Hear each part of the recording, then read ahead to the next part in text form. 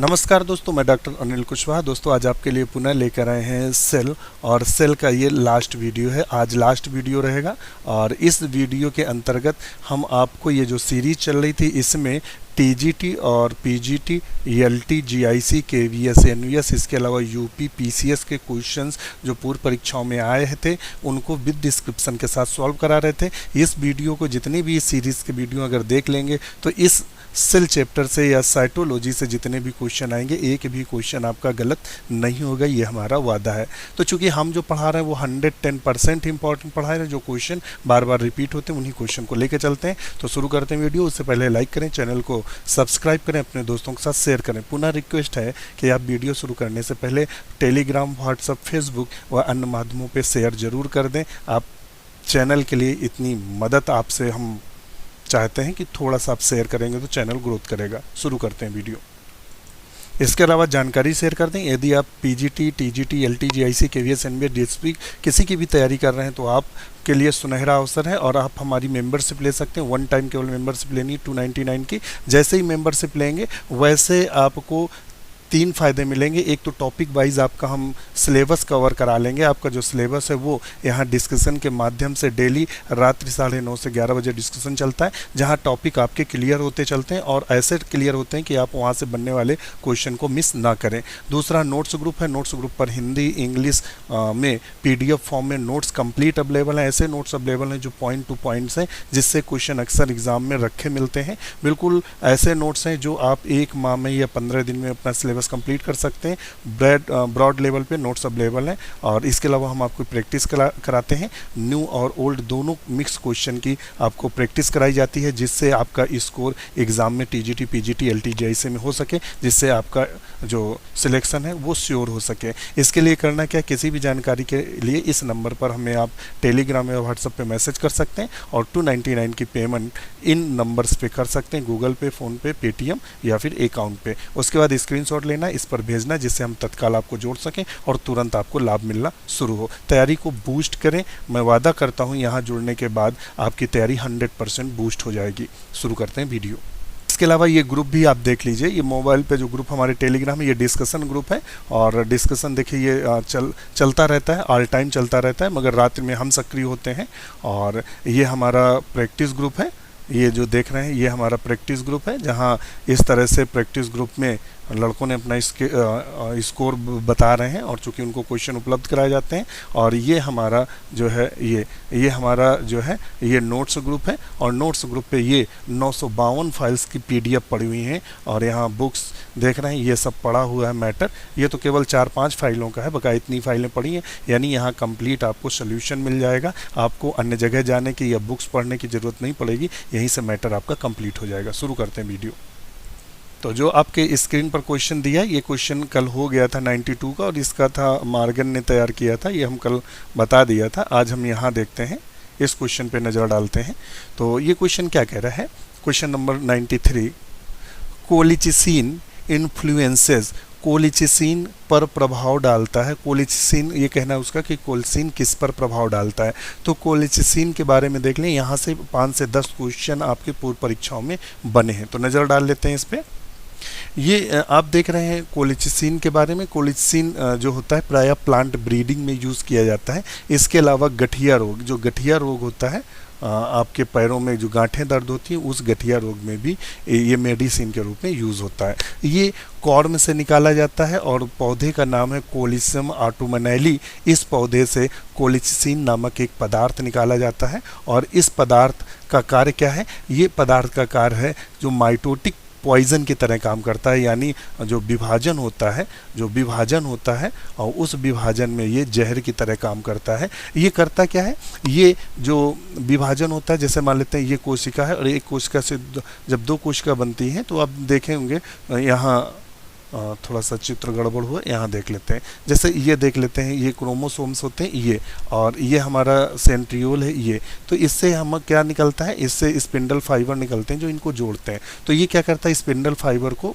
बनने से रोक देता है। जब स्पिंडल फाइबर नहीं बनेंगे तो ये जो हमारे क्रोमोसोम्स थे जो मध्य में थे तो क्या थे, आधे ऊपर चले जाते हैं, आधे अलग, फिर बाद में केंद्रक बना लेते हैं। जब वो जाएंगे नहीं तो मान लेते हैं पेरेंट्स में 2n था, अब यहाँ कितना है 4n, और 4n ना ऊपर गए ना नीचे आए, तो वो उसी कोशिका में क्या होते हैं 4n, यानी ये पॉलीप्लॉइडी को विकसित करते हैं। पॉलीप्लॉइडी का मतलब होता है बहुगुणिता को करते हैं। तो इसके माध्यम से क्या किया था, प्लांट ब्रीडिंग में जो पॉलीप्लॉइडी प्लांट तैयार किया जाते हैं। क्या किया था, पॉलीप्लॉइडी प्लांट तैयार। और इसकी एक और खास बात होती है, ये क्रोमोसोम का जो द्विगुणन होता है या क्रोमोसोम की संख्या में वृद्धि को नहीं रोकता है। ध्यान रखिए, इसको नहीं रोकता है, ये सिर्फ किसको रोकता है, स्पिंडल फाइबर को ही रोकता है। चलते हैं अपने क्वेश्चन पे। तो फिर कोलिसीन किस पर प्रभाव डालेगा, तो सिंपल सी बात है, हमने कहा था क्रोमोसोम कंडेंसेशन, अभी बताया कोई प्रभाव नहीं डालता, तो बिल्कुल इस पे भी बिल्कुल नहीं। तो किस पे केवल डालता है, ऑर्गेनाइजेशन ऑफ स्पिंडल, स्पिंडल के संगठन पर ही ये प्रभाव डालता है। ये पीजीटी बायोलॉजी 2015 में क्वेश्चन बना है। नेक्स्ट क्वेश्चन देख लेते हैं। नेक्स्ट क्वेश्चन कह रहा है the division in the cleavage is, विदलन में होने वाला विभाजन है। तो क्या होता है, विदलन में प्राय माइटोसिस होती है, विदाउट ग्रोथ फेस होती है। क्या होता है, माइटोसिस होता है, विदाउट ग्रोथ फेस होता है। तो ऑप्शन इसका बी सही होगा, ध्यान रखिएगा। और आप भी इसमें अपना कमेंट करेंगे, इस क्वेश्चन को लेके कमेंट्स करेंगे, क्योंकि मैं इस थोड़ा सा लेके कंफ्यूज हूँ। और हमारे हिसाब से बी इसका बिल्कुल सही है, और क्या सी भी ऑप्शन हो सकता है, मगर चूंकि यहाँ ग्रोथ फेज दिया है इसलिए नहीं हो सकता। मगर आप इस पर कमेंट जरूर करिएगा। हमारे हिसाब से इसका आंसर भी सही है। नेक्स्ट क्वेश्चन देख लेते हैं। नेक्स्ट क्वेश्चन देखिए कितना कोलिसीन से क्वेश्चन बना है। कोलिसीन समसूत्री विभाजन को किस प्रवस्था में इनहिबिट्स करता है, इनहिबिट्स मतलब रोकता है। तो ये किस अवस्था में रोकता है, तो अभी हमने बताया था कि जो कोशिका होती है, कोशिका के मध्य जब जब डिवीज़न होता है तो मेटाफेस प्लेट बन जाता है। मेटाफेस इस तरह से प्लेट बन जाती है, और ये स्पिंडल फाइबर इनको इस तरह पकड़े रहते हैं, ये ऐसे और ये। तो ये क्या करता है कि सबसे ज़्यादा प्रभाव मेटाफेस में दिखाता है, जब ये इक्वेटर में ही होते हैं। तो इस अवस्था में रोक देता है, जिससे पॉलीप्लॉइडी विकसित होती है। तो ऑप्शन इसका भी सही कर देंगे। और ये जो अवस्थाएं हैं, प्रोफेस, एनाफेस, टीलोफेस, ये किसकी अवस्थाएं, ये माइटोसिस की अवस्था है। माइटोसिस और मियोसिस में भी यही अवस्थाएं पाई जाती हैं। 4 अवस्थाओं में बांटा गया, प्रोफेस, मेटाफेस, एनाफेस और टीलोफेस। ध्यान रखिएगा, टीलोफेस। तो 4 अवस्थाएं, तो ऑप्शन 20 का सही होगा। नेक्स्ट क्वेश्चन देख लेते हैं, आज इसको खत्म कर लेंगे। Cart wheel structure is exhibited by, cart wheel संरचना कहाँ दिखाई। कार्ट व्हील का मतलब होता है गाड़ी के पहिए के आकार का। इस तरीके से गाड़ी का जो पहिया, कौन सी गाड़ी का, बैलगाड़ी का पहिया। तो बैलगाड़ी का पहिया कैसा होता है, ऐसा होता है। तो ऐसी संरचनाएं कहाँ दिखाई देती है, तो वो हमें सेंट्रियोल में दिखाई देती हैं। कहाँ दिखाई देती हैं, तो प्राय सेंट्रियोल में दिखाई देती हैं। सेंट्रियोल का काम क्या है और ये पाया कहाँ जाता है, तो सेंट्रियोल प्राय पाया जाता है, हमने आपसे डिस्कस किया था एनिमल सेल में। किस में पाया जाता है, प्राय जो पाया जाता है वो एनिमल सेल में देखने को मिलता है। इसका काम होता है स्पिंडल का फॉर्मेशन करना, कोशिका के विभाजन में मदद करना, एवं यह सीलिया और फ्लैजिला के आधार पर भी देखने को मिलता है। तो ऑप्शन हम ये कर देंगे। और राइबोसोम का काम क्या है, राइबोसोम का काम है प्रोटीन का संश्लेषण करना। क्या करना, प्रोटीन की सिंथेसिस करना। सिंथेसिस का मतलब निर्माण करना। लाइसोसोम को क्या बोलते हैं, आत्महत्या की थैली बोलते हैं। इसमें हाइड्रोलिटिक एंजाइम होते हैं। न्यूक्लियस क्या होता है, सेल का मास्टर ऑर्गन्स होता है, जो पूरी कोशिका को नियंत्रित करता है। तो ऑप्शन चूंकि हमारा सी सही है, बकाया हमने आपको फैक्ट दे दिया है। नेक्स्ट क्वेश्चन देख लेते हैं। The cell organelles responsible for cell plate formation at the time of cell division, कोशिका विभाजन के समय कोशिका पटली का निर्माण हेतु उत्तरदायी होता है। तो देखिए, जब कोशिका विभाजन हो चुका होता है, 2 केंद्रक बन जाते हैं, तो जब कोशिका विभाजित होती है तो 2 क्रियाएं होती विभाजित में। एक होता है कैरियोकाइनेसिस और एक होता है साइटोकाइनेसिस। तो कैरियोकाइनेसिस में क्या होता है, केंद्रक बट गए। साइटोकाइनेसिस में क्या होता है, कोशिका द्रव बटता है। तो बीच में क्या होता है, छोटे छोटे इस तरह की संरचना एकत्रित हो जाती है। तो इसके ऊपर फिर सुबेरिन, लिग्निन आदि का जमा हो जाता है, जिससे कोशिका भित्ति बन जाती है और 2 कोशिकाएं अलग हो जाती हैं। तो इसके लिए उत्तरदायी कौन सा है, गोल्जी बॉडी उत्तरदायी है।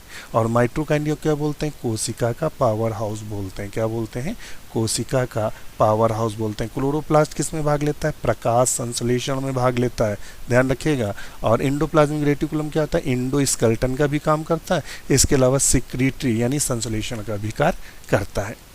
नेक्स्ट क्वेश्चन देख लेते हैं। In mitosis the number of chromosomal and nuclear division respectively are, तो वो 1 होता है। देखिए जहाँ यहाँ क्रोमोसोम का विभाजन होता है तो देखिए इसमें क्या होता है, अगर 2n कोशिका है तो एक कोशिका से 2 कोशिकाएं बनती हैं और उनमें जो क्रोमोसोम्स की संख्या होती है समान अपने पेरेंट्स के समान होती है। तो क्या हुआ, एक बार विभाजन होता है। कितनी बार होता है, एक बार। तो गुणसूत्रों में भी एक बार विभाजन हुआ और केंद्रक में भी एक बार विभाजन हुआ, तो हमने इसका ऑप्शन ए सही किया। और ये आरपीएससी पीजीटी बायोलॉजी 2013 में पूछा गया। इसके अलावा ये पीजीटी में भी पूछा गया है। नेक्स्ट क्वेश्चन देख लीजिएगा। Site of the protein synthesis in a plant cell, कोशिका पादप कोशिका में प्रोटीन संश्लेषण का स्थल क्या होता है। तो प्रोटीन संश्लेषण का स्थल कौन सा होता है, राइबोसोम। क्या होता है, राइबोसोम। दिया है कहीं, ये दिया 4 नंबर पे। क्या होता है, राइबोसोम। बकाया की जानकारी हम आपको दे चुके हैं। नेक्स्ट क्वेश्चन देख लेते हैं। When the position of centromere in a chromosomes is in the middle part the chromosome is term as, मतलब कहता है जब क्रोमोसोम के मध्य पार्ट में, मान लेते हैं ये क्रोमोसोम है ये, और इसके मध्य भाग में पाया, जब गुणसूत्र में सेंट्रोमियर की स्थिति उसके मध्य में स्थित होती तो उसे क्या बोलते हैं, तो उसको हम मेटासेंट्रिक के नाम से जानते हैं। किसके नाम जानते हैं, मेटासेंट्रिक के नाम से जानते हैं। एसेंट्रिक में क्या होता है, सेंट्रोमियर अब्सेंट होता है। क्या होता है, सेंट्रोजोमियर होता है वो अब्सेंट होता है। नेक्स्ट क्वेश्चन देख लेते हैं। During centrifugation of which cell organelles will sediment at lower speed. हमने आपको बताया था सेंट्रीफ्यूगेशन में क्या करते हैं, वो एक जैसे घर में मिक्सी होती है ना, मिक्सर होता है ना, जिसमें आप मसाले और चीज़ें दाल वगैरह बांटते हैं, तो उस पर क्या करते हैं कि हम सामान डाल के उसको चलाते हैं। तो उसी प्रकार मिक्सी होती है, ये सेंट्रीफ्यूगेशन मशीन होती है। इसमें क्या लगी रहती है, ट्यूब लगी रहती है, और उन ट्यूब्स में हम भर देते हैं कोशिकाओं को और फिर घुमाते हैं। तो वो क्या होता है, कोशिका रैप्चर्ड हो जाती है और जो सेल ऑर्गेनल्स है, mitochondria, nucleus, Golgi complex, ribosome आदि, वो अपनी जितनी तेज घूमती है उसी के आधार पर जब वो धीमा करते हैं तो अलग अलग स्तर पर बैठ जाते हैं। जैसे आपने देखा होगा बालू और अन्य चीज़ें पानी में लेके तेज घुमा दें तो जैसे वो धीमी होगी तो वो अलग अलग स्तर पर बैठ जाएंगी। तो जो बहुत भारी होगी वो पहले बैठेगी। तो ऑप्शन इसका हम लगा देंगे न्यूक्लियस। क्या लगा देंगे, न्यूक्लियस। नेक्स्ट क्वेश्चन देख लेते हैं।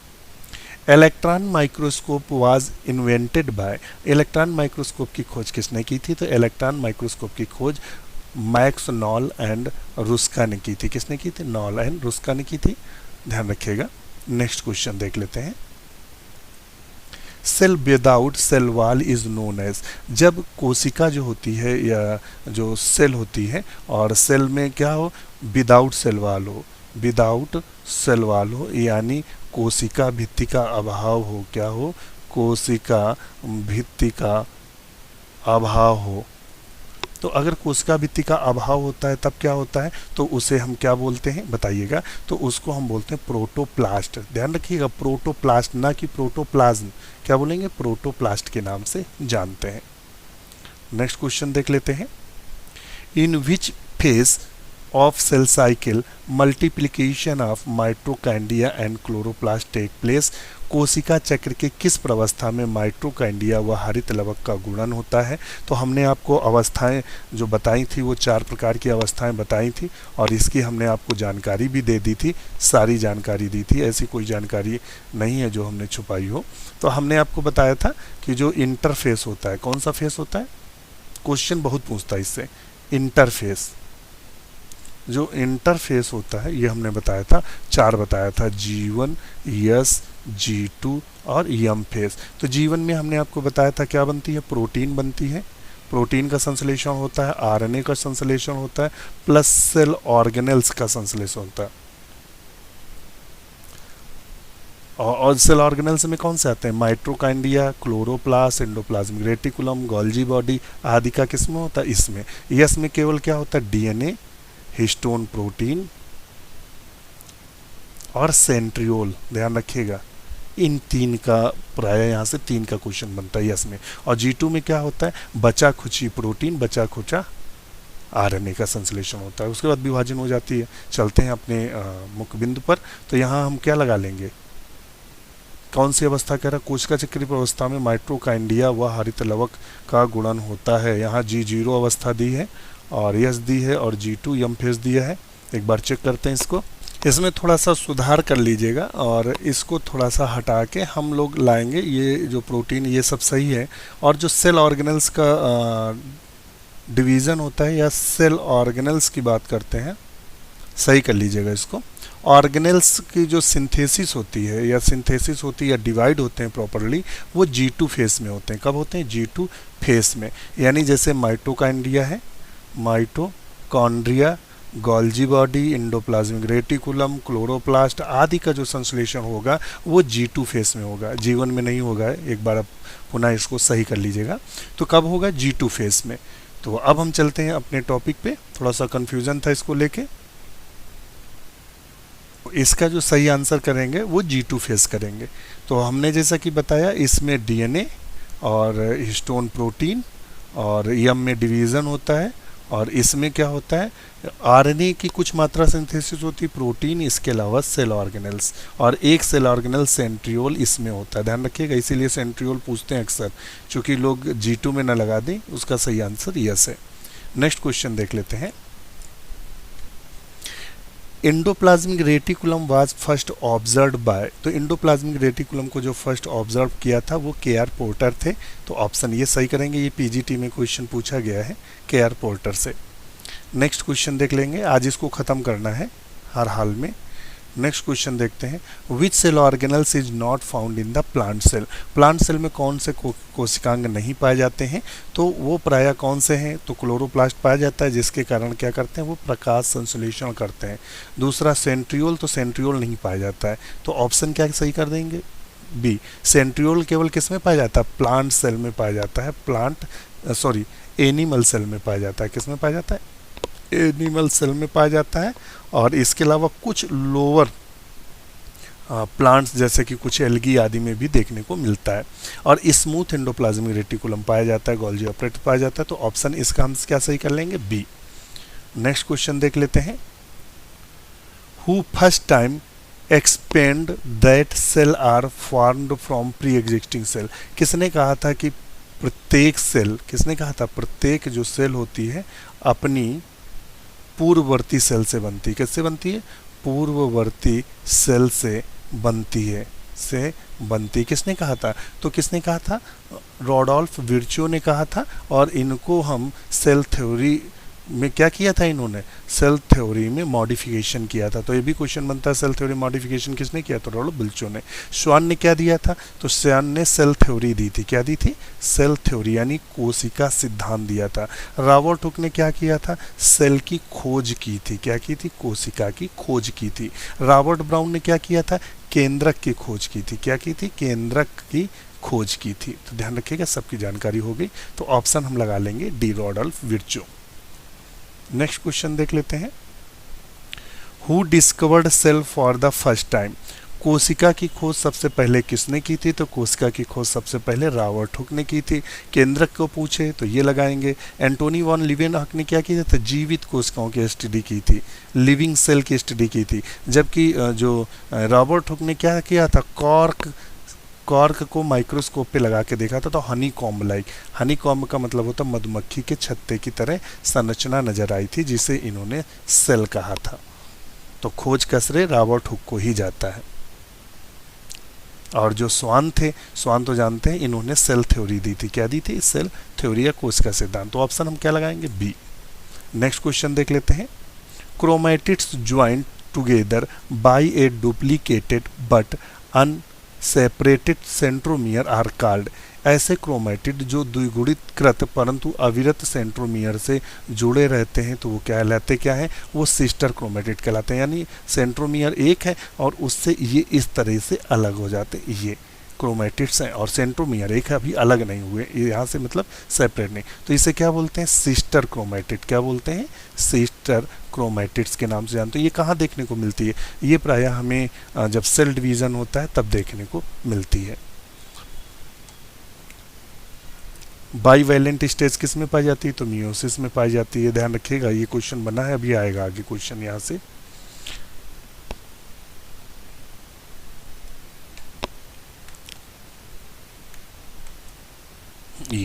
ये पीजीटी बायोलॉजी 2003 में क्वेश्चन पूछा गया है। Choose the code listed below depicting correct sequence of meiotic prophase. अर्धसूत्री विभाजन की पूर्वावस्था के सही क्रम के नीचे दिए गए कोड की मदद से चिन्हित किए, सही क्रम करना है। और ये किसकी दिए हैं, प्रोफेज। किसके क्रम दिए हैं, प्रोफेज के। प्रोफेज का क्रम हम बना लेते हैं, लिप्टोटीन, जाइगोटीन, पैकीटीन, और यहाँ लिख लेंगे डिप्लोटीन, और ये लिख लेंगे डाइकाइनेसिस। तो अब देख लेते हैं, तो पहले क्या आएगा, लिप्टोटीन। लिप्टोटीन है तो ये ला देंगे ए नंबर पे। अच्छा, और लिप्टोटीन के बाद कौन सा, जाइगोटीन। जाइगोटीन कहीं है, नहीं है। फिर जाइगोटीन, फिर पैकीटीन। पैकीटीन कहीं है, डी, तो इसको ले लेंगे बी नंबर। और पैकीटीन हो गया, और डिप्लोटीन, डिप्लोटीन है तो ये हमारी किस में नंबर पे, सी नंबर पे। और डाइकाइनेसिस किस पे है, डी नंबर पे। तो कौन सा आएगा, बी, ये आएगा बी। बी पहले आएगा, तो बी देखते हैं बी कहाँ दिया, बी ये शुरू है, बी ये शुरू है, दो है। अच्छा, फिर इसके बाद कौन सा आएगा, ए के बाद आएगा बी, बी के बाद आएगा डी। डी किस में दिया है, तो ये दिया है, तो यही सही कर देंगे। क्या सही होगा, ये। नेक्स्ट क्वेश्चन देख लेते हैं। ध्यान दे लीजिएगा, हमने पूरा चेक नहीं किया, जो बाद में आप लोग कमेंट्स करने लगो।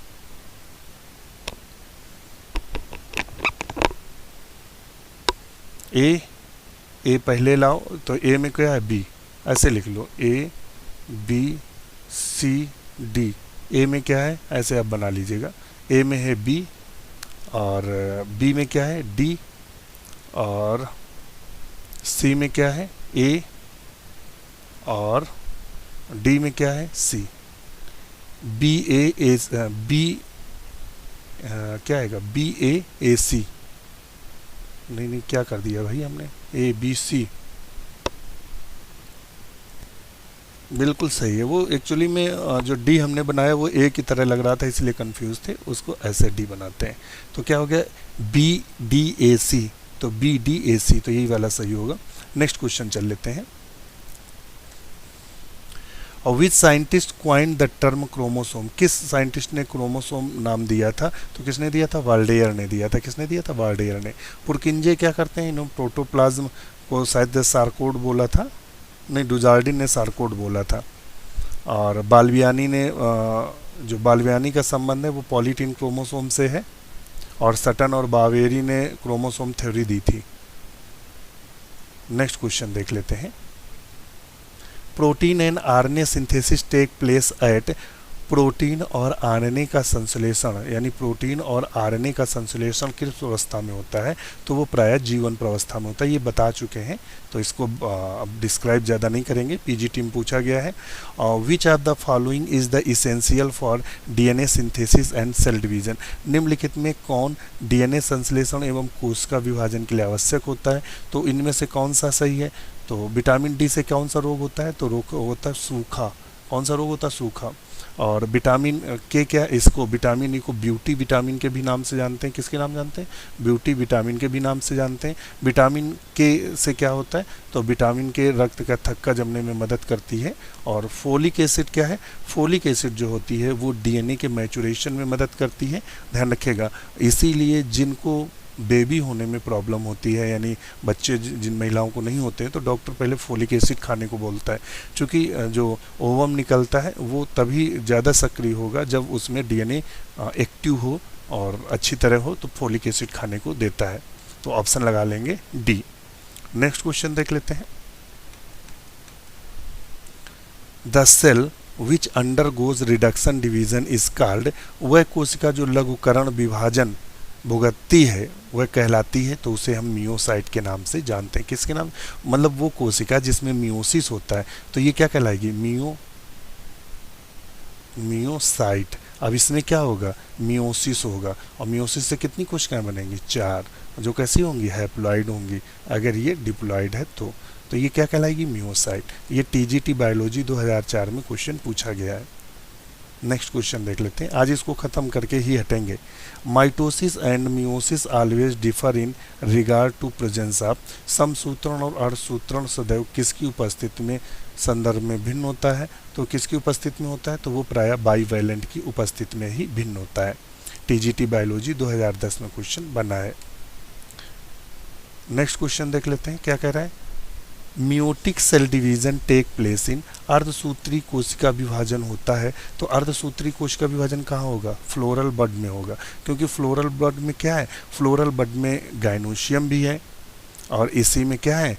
एंथर भी है, और इसी में मियोसिस होगा जिससे पॉलन ग्रेन बनेंगे। क्या बनेंगे? Pollen grain. और इसमें क्या बनेगा? एग बनेगा। तो कहाँ होगा मियोसिस? प्रायः सी में। नेक्स्ट क्वेश्चन देख लेते हैं। The size of ribosome in archaea, archaea में राइबोसोम का जो साइज होता है, चूंकि ये प्रोकैरियोट्स होते हैं, प्रोकैरियोट्स में 70s प्रकार के राइबोसोम पाए जाते हैं, और ये किसके बने होते हैं? 2 यूनिट के, 30s और 50s के बने होते हैं। तो ऑप्शन हम इसका ये सही कर देंगे। अगर कभी पूछ दे यूकैरियोट में, यूकैरियोट्स कोशिकाओं में राइबोसोम कैसे होते हैं, तो 70s एंड 80s दोनों पाए जाते हैं। 70s और 80s दोनों प्रकार के पाए जाते हैं। नेक्स्ट क्वेश्चन देख लेते हैं। Which one of the following cell organelles is rich in catabolic enzyme? Catabolic enzyme क्या होते हैं? वो ऐसे एंजाइम जो विध्वंसक होते हैं, तोड़ते हैं, तोड़ने का काम करते हैं। और इसमें तोड़ने वाली संरचना कौन सी? माइटोकांड्रिया। माइटोकांड्रिया में क्या होता है कि जो जारण होता है, यानी एनर्जी निकलती है। क्या निकलती है? एनर्जी, और ग्लूकोज का प्रायः जारण होता है। और यहाँ पायरुविक एसिड, जब आप सेल साइकिल वो सेल रेस्पिरेशन पढ़ेंगे तो 2 चरणों में होता है। आधा जो रेस्पिरेशन होता है वो साइटोप्लाज्म में होता है, और जब 2 पायरुविक एसिड बन जाती है तो वो पायरुविक एसिड क्रेब्स साइकिल के लिए आती हैं। तो ये एंजाइम कहाँ पाए जाएंगे? माइटोकांड्रिया में। नेक्स्ट क्वेश्चन देख लेते हैं। Ribosome are the site of which reaction? Ribosome में किस अभिक्रिया का स्थान है? ये एलटी बायोलॉजी 2018 में जो अभी एग्जाम हुआ था उसका क्वेश्चन है। तो अभी हमने बताया था कि राइबोसोम का मुख्य कार्य है प्रोटीन का संश्लेषण करना, प्रोटीन का संश्लेषण करना, संश्लेषण करना। तो प्रोटीन सिंथेसिस कहाँ दिया? सी, यही सही होगा। रेस्पिरेशन किससे संबंधित है? तो रेस्पिरेशन अगर सेलुलर कहेगा तो माइटोकांड्रिया से संबंधित रहेगा। फैट सिंथेसिस में माइटोकांड्रिया भी सपोर्ट करती है, और फोटोसिंथेसिस क्लोरोप्लास्ट संबंधित है, क्लोरोप्लास्ट से संबंधित है। नेक्स्ट क्वेश्चन देख लेते हैं। बस आज के लिए इतना ही, अब सारे क्वेश्चन खत्म होते हैं। नेक्स्ट टॉपिक हम लेंगे ऐसा जो अति कठिन हो, और जो आपके टीजीटी और पीजीटी और एलटी जीआईसी में जिससे क्वेश्चन ज़्यादा बने और इतना कठिन हो कि आपको समझ में ना आए, आप उसके क्वेश्चन गलत करके आते हैं, उसी टॉपिक का हम चुनाव करेंगे। हमने इससे पहले बताया था कि तो जो 3 कोशिका के अंग होते हैं उनमें से समान फंक्शनिंग होती, मिलती जुलती होती, endoplasmic reticulum, Golgi complex, lysosome और वैक्यूल, ये तीनों एक समान होते हैं। लगभग इनकी जो कार्यकी होती समान होती है। तो हम बात करते हैं एंडोप्लाज्मिक रेटिकुलम की। तो एंडोप्लाज्मिक रेटिकुलम आप देख रहे हैं, ये दिख रहे हैं एंडोप्लाज्मिक रेटिकुलम, प्रायः केंद्रक से जुड़े हुए भी पाए जाते हैं। और these are the network of the tubular structure scattered in the cytoplasm. ये क्या होते हैं? साइटोप्लाज्म में भी पाए जाते हैं इस तरीके से ये, और इसके अलावा केंद्रक के पास भी पाए जाते हैं। Endoplasmic reticulum divides the intracellular space into 2 compartment, luminal inside endoplasmic reticulum and extra luminal, जिसे हम साइटोप्लाज्म में पाए जाते हैं। ये 2 प्रकार के होते हैं, और 2 प्रकार के कैसे होते हैं ये भी हम बता दें। एंडोप्लाज्मिक रेटिकुलम, तो एंडोप्लाज्मिक रेटिकुलम जो 2 प्रकार के होते हैं, कौन से? Endoplasmic reticulum. रेटिकुलम क्या होते हैं? 2 प्रकार के होते हैं। इसकी जो इससे क्वेश्चन बनता है कि इसको किसने ऑब्जर्व किया था? के.आर. पोर्टर ने किया था, ध्यान रखिएगा, के.आर. पोर्टर ने किया था। और ये इस तरीके से होते हैं। एक तो ये ऐसे होते हैं, और जिन पे राइबोसोम लगे रहते हैं, ये राइबोसोम लगे हैं तो इनको बोलते हैं rough endoplasmic reticulum, rough endoplasmic reticulum. Rough का मतलब क्या होता है? रफ मतलब होता है खुरदरे, खुरदरे। खुरदरे का मतलब क्या होता है, जिसपे हम क्या हो गया, राइबोसोम की वजह से खुरदरे होते हैं। और जबकि राइबोसोम पाया जा रहा है तो ये प्रोटीन सिंथेसिस में भाग लेते हैं। किस में भाग लेते हैं, प्रोटीन संश्लेषण हो चुकी राइबोसोम पाया जा रहा है। एक ऐसे एंडोप्लाज्मिक रेटिकुलम होते हैं जिन पर राइबोसोम नहीं पाए जाते हैं, उस प्रकार के एंडोप्लाज्मिक रेटिकुलम को हम स्मूथ एंडोप्लाज्मिक रेटिकुलम के नाम से जानते हैं, एंडोप्लाज्मिक रेटिकुलम के नाम से जानते हैं। तो इस प्रकार से दो प्रकार के होते हैं। तो वही दो प्रकार की बात कर रहा है, रफ और स्मूथ। तो यहाँ वही कह रहा है रफ, तो रफ इंडोप्लाज्मिक रेटिकुलम की बात कर रहे हैं। बियर द राइबोसोम इनके सरफेस पे पाए जाते हैं, तो इसका मतलब ये प्रोटीन संश्लेषण में भाग लेते हैं। और दूसरे स्मूथ जो इंडोप्लाज्मिक रेटिकुलम होते हैं, इससे क्या होता है, तो it is major site for the synthesis of lipid. ये लिपिड के संश्लेषण में मुख्य भूमिका निभाते हैं। In animal cell lipid like steroidal hormones are synthesize in smooth endoplasmic reticulum. तो अभी आपसे पूछ सकता है लिपिड कहाँ संश्लेषण होता है, तो स्मूथ एंडोप्लाज्मिक रेटिकुलम में। पूछ दे स्टेरॉइडल हार्मोन्स कौन कोशिकांग स्रावित करता है, तो स्मूथ एंडोप्लाज्मिक रेटिकुलम। अगर स्मूथ ना दिया हो, केवल एंडोप्लाज्मिक रेटिकुलम दिया हो, तब भी हम आंसर सही करेंगे। फिर आता है गोल्जी कॉम्प्लेक्स की बात करते हैं। गोल्जी कॉम्प्लेक्स, गोल्जी कॉम्प्लेक्स क्या करता है, तो गोल्जी कॉम्प्लेक्स क्या करता है, तो गोल्जी कॉम्प्लेक्स को फर्स्ट टाइम डिस्कवर किया था कैमली गोल्जी ने 1898 में। They consist flat disc like संरचनाएं होती हैं, इनको जो डिस्क नुमा संरचनाएं होती हैं, जिन्हें प्रायः हम सिस्टर्नी के नाम से जानते हैं। इनका जो साइज जो होता है 0.5 से लेकर 1 माइक्रोमीटर डायमीटर होता है। These are stacked parallel to each other. ये क्या करती हैं, एक दूसरे के ऐसे गरी रहती हैं, जैसे एक दूसरे के पास गरी रहती हैं। तो इसमें दो अवस्थाएं होती हैं, जो नीचे वाला भाग होता है उसे ट्रांस फेज, जो ऊपर का सकरा भाग होता है या मुड़ा हुआ भाग होता है उसे सिस फेज बोलते हैं। तो क्वेश्चन बनता है ट्रांस और सिस फेज किस में पाई जाती है, तो ट्रांस और सिस फेज जो पाई जाती है वो गोल्जी बॉडी में पाई जाती है। ये ट्रांस फेज है, ये सिस फेज है। इनका काम क्या होता है, प्रायः सिक्रीशन का काम होता है या श्रावण का काम होता है। यहाँ हम फंक्शन पे अगर देख लें तो इनका मुख्यतः जो कार्य होता है वो श्रावण का कार्य होता है। Secrete the material of the intracellular targets outside the cell. तो ये श्रावण काम होता है। इसके अलावा ये सेल प्लेट बनाती हैं, इसके अलावा ग्लाइकोप्रोटीन ग्लाइकोलिपिड्स का भी श्रावण करती हैं, इसलिए काफ़ी महत्वपूर्ण हो जाती है। तो आज के लिए इतना ही। वीडियो कैसा लगा कमेंट जरूर करिएगा। इसी के साथ नमस्कार।